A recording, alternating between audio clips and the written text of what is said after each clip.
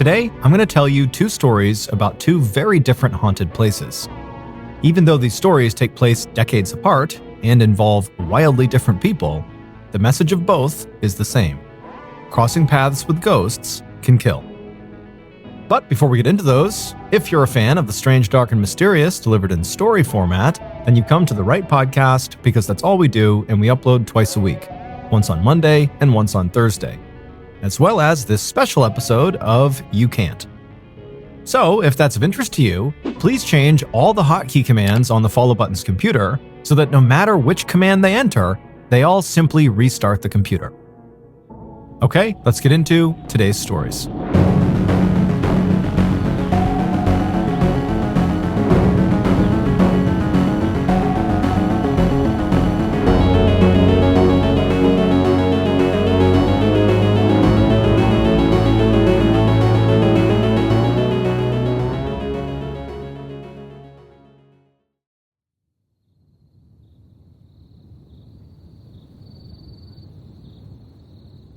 At about 2:30 a.m. on August 27, 2010, a 29-year-old man named Christopher Kaiser and his girlfriend Emily held hands and stepped out onto a railroad bridge high above the ground in a remote area of North Carolina. It was totally dark out except for the beams of their flashlights. Christopher and Emily were only 15 minutes away from the big event that they had come out here to witness, and they were nervous and excited. They checked the time, then started walking slowly across the bridge, pausing every few feet to listen for the sound of a train rumbling toward them. But all they could hear was whispering and giggling and the occasional shout coming from the 10 other people who had all hiked out here as well to wait alongside them, and who were now just standing in clusters all along the bridge. So usually, this railroad bridge, which was called the Boston Bridge, was not a place that people went to. First of all, it was technically trespassing to be there, but beyond that, the bridge was way out in the woods and required a rocky hike to get to. And once you did get to it, there really wasn't much to see. The bridge itself was pretty basic as bridges go. It had been built in the 1850s out of brick and stone with big arches underneath, and it crossed a ravine that was about 100 feet deep. Train tracks ran the entire length of the bridge, which was about 300 feet. On either end, the tracks disappeared into the forest. And so the Boston Bridge was just a kind of boring, typical railroad bridge with no people on it, except one night a year. And that night was tonight, because tonight, the Boston Bridge was supposed to be haunted. Exactly 119 years earlier, on August 27, 1891, a passenger train had somehow lost control while crossing this bridge, and it careened off the side, plunging into the ravine below. The accident had killed 23 people. Now, Christopher and Emily knew that regular trains had not used this bridge in a long time. But ever since the accident, legend had it that if you went to the bridge on the anniversary of that crash, at the exact moment the train went off the side, apparently a ghost train would appear, speeding along the tracks and blasting its horn. People said you could actually hear the horrible screeching sound of the brakes as they tried and failed to keep the train on the tracks, and then you could hear the screaming of the passengers as they plunged to their deaths all over again.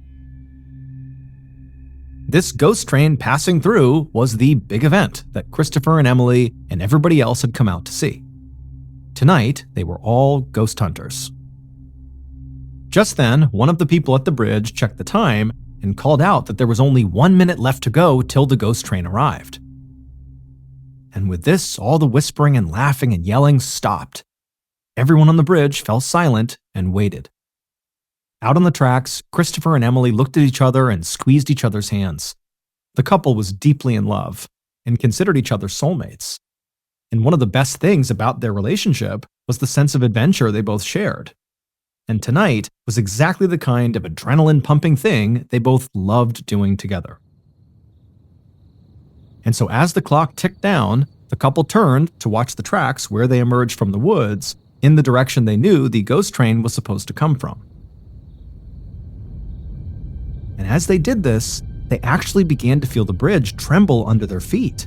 and at the same time they heard a few people start shouting with excitement. It was really happening. From the woods came a low rumbling sound that quickly turned into a roar, and for a second, Christopher and Emily couldn't believe it. Of course, they wanted to see the ghost train, that's why they were there, but they hadn't truly been convinced this ghost train was actually real. But now, as they watched, a bright light emerged from the woods and flooded the bridge. The ghost train was almost right on top of them. Suddenly, the train blasted its horn, and then Christopher and Emily heard the screeching of the brakes, just like the legend said they would.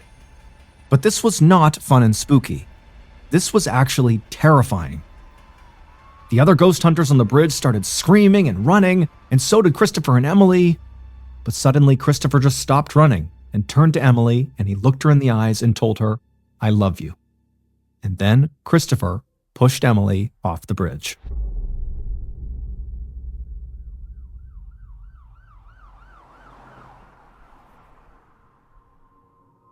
Not long afterwards, police and paramedics flooded the woods around Bastion Bridge and the ravine beneath it. A helicopter circled overhead, shining a bright light down to help them search. And it didn't take long before one of the policemen working his way down the slope that led to the ravine stopped cold and called out for help. He had found Emily. She was badly injured and barely able to move, but she was alive.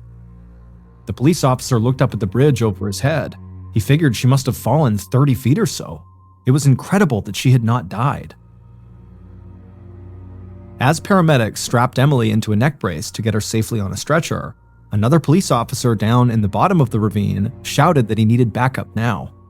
That officer had found Christopher.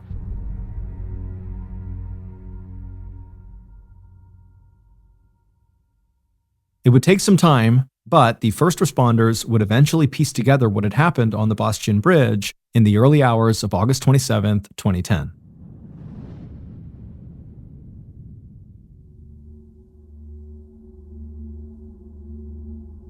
At around 2:45 a.m., members of the ghost hunting group waiting on the bridge had begun to cheer. They saw a bright light approaching the bridge, and they knew this meant the ghost train had arrived. But just seconds later, those cheers turned into screams. Christopher saw everybody else scattering to get away from the bridge, and suddenly he knew exactly what was happening. Passenger trains hadn't used these tracks in decades, but freight trains still did. And by some bizarre chance, one of those freight trains came barreling onto the bridge at the exact time when everybody thought the ghost train would appear. On that freight train, the conductor frantically blew the horn and tried to bring the train to a stop. But Christopher could tell the train was going too fast and there was no way it could stop in time. And so Christopher and Emily, they started running away from the train down the bridge like the others were, but Christopher saw Emily was lagging behind. And Christopher knew he might be able to outrun this train and get off in time, but from the looks of it, Emily, the love of his life, was not going to be able to do that. And so Christopher made a terrible decision. He took a quick look down to make sure his desperate plan made sense. Then he stopped running, waiting for Emily to catch up with him. He looked her in the eyes, told her he loved her, and then he pushed her off the bridge.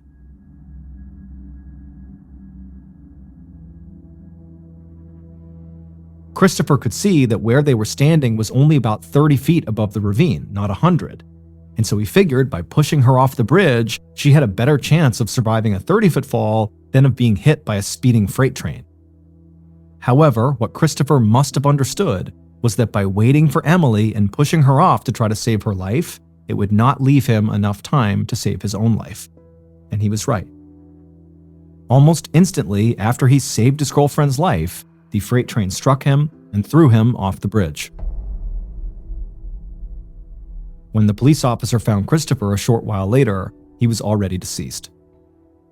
As for Emily, she was airlifted to a nearby hospital, and she eventually recovered from her injuries.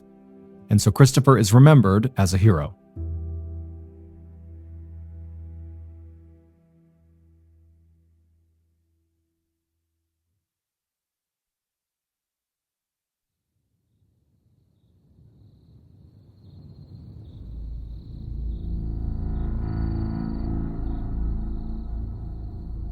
One night in the early 1940s, in a small town in eastern Kentucky, a highly respected local man named Arthur Lewis silently made his way down a dark road.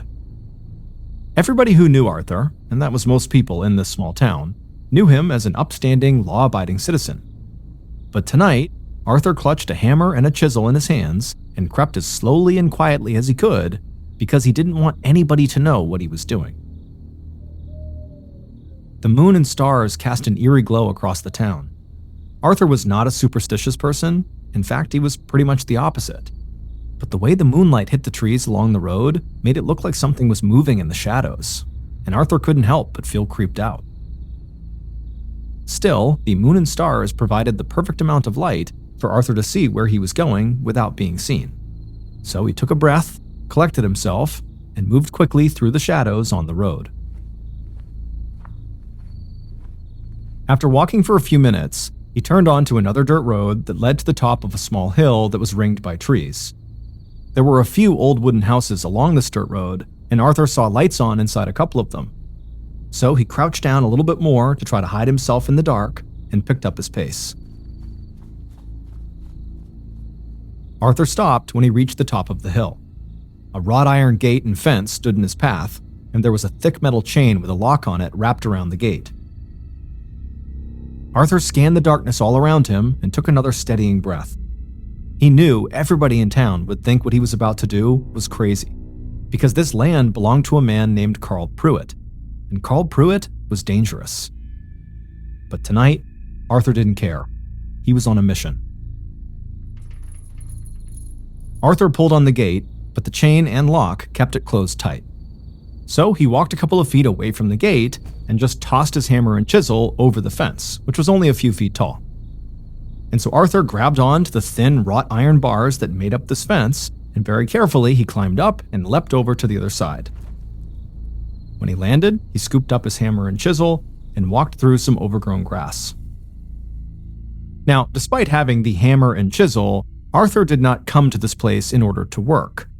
Instead, he came here to vandalize the place. He had come here really to prove a point. He wanted to show the people in town that Carl Puit was not as powerful as they all thought, and they didn't have to live in fear of him any longer.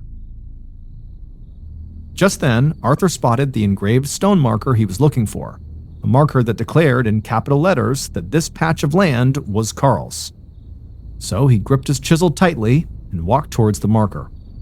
But just as he drew close to the marker and raised his tools to strike, Arthur suddenly froze. He couldn't tell if the moon and stars were playing tricks on him, but it looked like a shadow of a large chain had appeared on the ground in front of him. Arthur instinctively turned around, but he saw he was way too far away from the gate for the chain on it to be casting a shadow all the way over here. However, when Arthur turned back around, the shadow of the chain was now gone. Arthur was shaken up, but he kind of laughed at himself and shook it off. Things always seemed to look strange in the dark. And so Arthur placed the metal blade of the chisel directly on the stone marker and then slammed the hammer into the back of the chisel. A piece of the stone flew off and fell to the ground, and right away Arthur forgot all about that weird shadow he'd just seen. And instead, he just continued chipping away as fast as he could. He knew the noise he was making could attract attention from the people who lived nearby, and he had no intention of getting caught tonight. But just then, Arthur heard a sound over all the noise he was making, and it sounded like footsteps, exactly what he'd been trying to avoid. Arthur stopped hammering and crouched down a few feet away from the stone marker, trying his best to hide. But as Arthur looked around in the darkness, he didn't see anyone. And eventually, the footstep sounds disappeared, at which point Arthur told himself it must have just been the wind blowing through the trees or something, and a bit apprehensively, he got back to work with his hammer and chisel. But suddenly, the sound of the footsteps came back, and this time they were so much louder, and they seemed much closer. Whoever it was, they were clearly making their way towards Arthur. And so Arthur had no idea if it was someone from one of the nearby houses, or if a local cop had shown up or something, but either way, he wasn't sticking around to find out. And so he turned around to make a run for it when he froze, because something was standing right in front of him, blocking his way. Arthur began to shake with fear, and then without thinking, he dropped the hammer and chisel and took off running.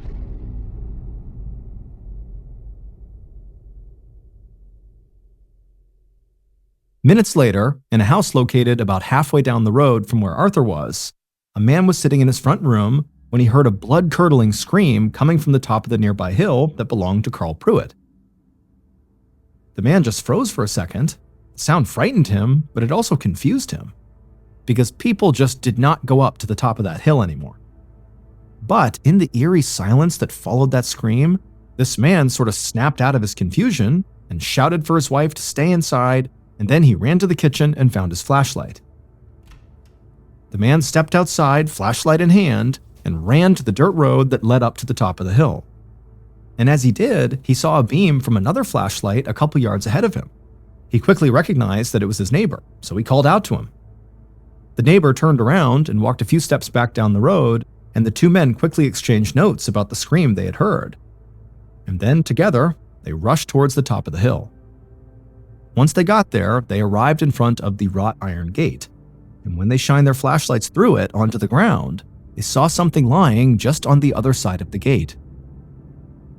They both just stared at the ground for a few seconds in silence, transfixed by how gruesome the scene was.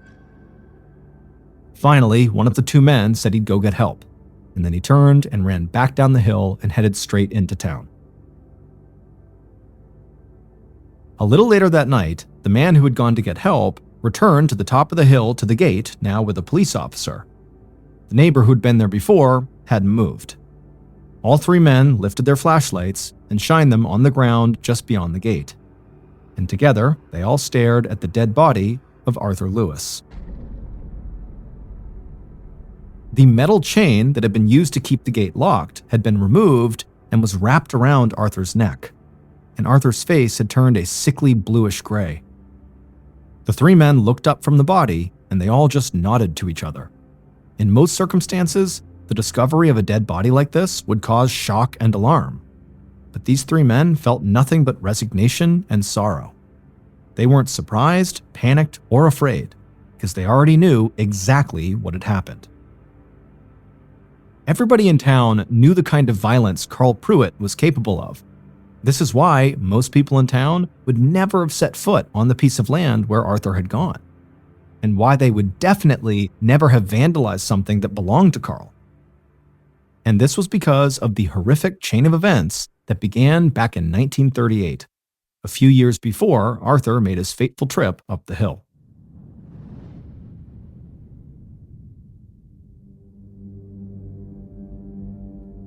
Back in 1938, late one afternoon, Carl Puit had finished a hard day's work in town as a carpenter and headed home. Like most people in this small town, Carl knew pretty much everybody and seemed to get along well with his friends and neighbors. Most days, he worked hard building and repairing things for other people, and then when he got home, he would often find his wife cooking dinner for both of them. But today, when Carl arrived home, he didn't smell anything cooking, and he didn't see his wife in the kitchen. Instead, he heard a strange noise coming from his bedroom at the back of the house. He ran there to make sure his wife was okay, but when he stepped into the room, he found his wife in bed with another man. Carl began to scream, and the other man leapt out of the bed, climbed through the window, and fled across town. As for Carl's wife, she just stayed in the bed, covering herself with a blanket and trying to apologize to her husband and trying to get him to calm down. But Carl, filled with rage, grabbed a metal chain he used on his job, leapt on top of his wife, wrapped the chain around her throat, and strangled her to death. After the murder of his wife, no one in town ever heard from Carl again. Even though there had never been an arrest or trial, the townspeople were glad Carl was gone. They tried to quickly put this horrific event behind them and basically stopped thinking about Carl Puit. However, within months of this murder, a series of violent deaths began taking place in town, and most people did not think these deaths were accidents. The first death that caught people's attention involved a young man who had been seen happily riding his bicycle towards the dirt road that led to the top of the hill. But later that day, someone found the boy back in town lying dead on the street, strangled with his own bike chain. Days later, after the boy had been buried, neighbors found his mother dead in her own yard. She also had been strangled but with a clothesline while she was out hanging up laundry. These two deaths put the whole town on edge. Even though nobody had seen him, many people suspected that Carl Puit must have come back because the boy and his mother had been strangled to death, just like Carl's wife had been.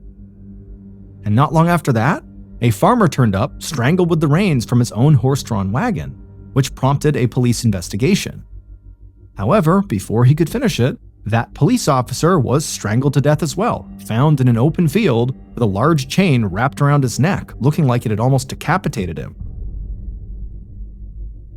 After the death of this police officer, combined with all the other strange strangulation deaths, the town had had it, they were terrified, and they went into full panic mode. Soon, stories began to surface that people had seen Carl wandering through the shadows on this small patch of land he owned on the top of the hill, just waiting for his next victim. And now, Carl appeared to have found his next victim.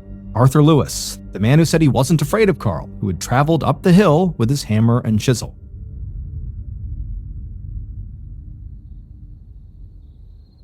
On top of the hill, the officer and the two men who'd found Arthur's body stood at the gate.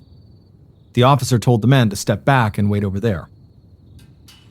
Once they had, he opened the gate, walked through, and stepped directly over Arthur's body. He made his way through the grass and found Arthur's hammer and chisel on the ground. And right next to them was the engraved marker that Arthur had come out to deface. However, when the officer shined his light on the marker had no damage to it whatsoever. It was completely intact. Not a single piece of the stone had been chipped off by the chisel.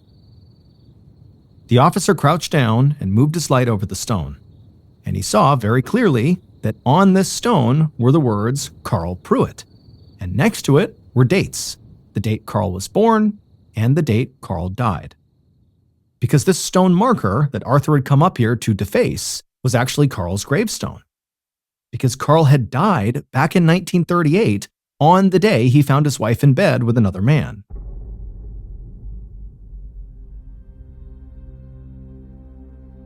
It would turn out Carl Puit not only killed his own wife, but also after seeing what he had done, seeing her dead body, he grabbed a pistol, put it to his head, and fired, taking his own life. Soon after the murder-suicide, Carl's wife was laid to rest in the cemetery near her church, but her family demanded that Carl be buried somewhere else. And so Carl was buried in an isolated grave in an old cemetery at the top of that hill. And of course, since the man was dead, everybody in town assumed he was gone for good, and they would never have to deal with Carl again. But that all changed not long after Carl was buried, when people in town reported seeing strange shadows around his gravesite. And these shadows always took on the same form: a large chain like the one Carl had used to murder his wife. The story spread, and soon a morbid curiosity about Carl's grave arose in town. And that's around the same time that the other strangling deaths began, and when people started to claim that maybe Carl's ghost was responsible for them. But being strangled was not the only thing that connected all these victims. It would turn out, not long before their deaths, they had all tried to vandalize Carl Puit's grave. Some had done it on a dare, others did it out of anger. As for the police officer who eventually launched this investigation following all these strangling deaths, well, he didn't vandalize Carl Puit's grave, but he was so intrigued by the idea that Carl's ghost could be responsible that he went to the gravesite and began taking photographs. And it was not long after that that he died. As for Arthur, he did attempt to vandalize the grave, but he was not doing it out of anger or some vendetta against Carl or a dare. He was actually doing it to prove to the rest of the townspeople that there was no such thing as ghosts, and that Carl Puit was dead and could no longer hurt anyone. However, the instant Arthur began to deface that headstone, someone or something strangled him to death, and many people believe it was Carl Puit's ghost. And despite all those attempts at defacing Carl Puit's headstone, that headstone was always found, at least according to local legend, in perfect condition. Following the discovery of Arthur's body, people in town really began to fear Carl Puit's ghost and his cursed headstone, and they demanded that the cemetery on the hill be closed. And so family members with loved ones buried up there had their bodies removed and reburied in other cemeteries. However, nobody dared touch Carl's grave. So Carl's body remained in that cemetery until 1958, so 20 years after he'd killed his wife and taken his own life. At that time, in 1958, a strip mining company dug up the ground on the hill, destroying Carl's body and his headstone, and so the curse was said to have finally been lifted. And so, if these two stories tell us anything, it's that if you think you can go searching for ghosts without consequences, you can't.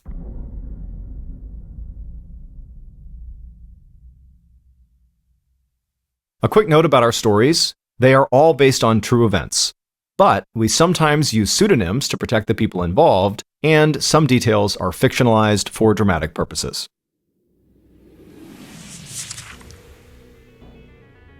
Thank you for listening to the Mr. Ballen Podcast. If you enjoyed today's stories and you're looking for more bone-chilling content, be sure to check out all of our studio's podcasts. This podcast, the Mr. Ballen Podcast, and also Mr. Ballen's Medical Mysteries, Bedtime Stories, Wartime Stories, Run Fool, and Redacted. Just search for Ballen Studios wherever you get your podcasts to find all of these shows. To watch hundreds more stories just like the ones you heard today, head over to our YouTube channel, which is just called Mr. Ballen. So that's going to do it. I really appreciate your support. Until next time, see ya.